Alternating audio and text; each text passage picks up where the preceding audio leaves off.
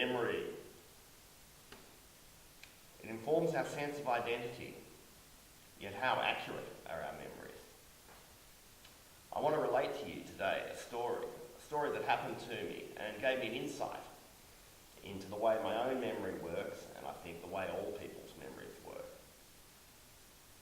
What happened? I went to a cafe with a number of my friends. And when we finished our coffee, we went up to the counter and I was there with my friend Adrian. It was a cinematic moment. He was a very tall man and the light was coming in behind him. I could see the posters behind him.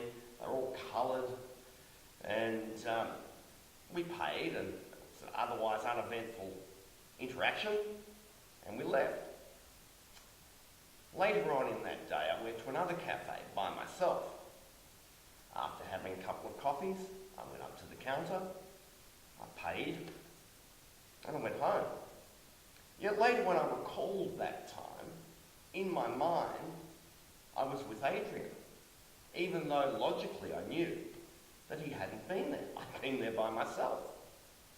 I thought, how can I remember him being there with me, when I know he wasn't there? I can visualise it.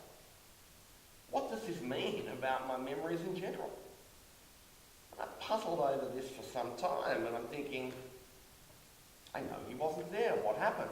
And then it occurred to me,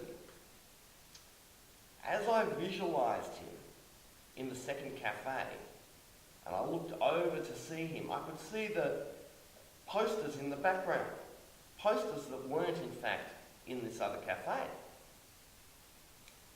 And it made me realise that the way memory works, if you don't recall something clearly, your mind just fills it up with the closest possible memory.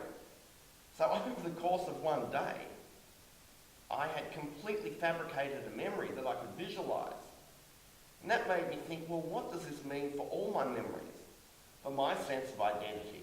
In fact, everybody's sense of identity.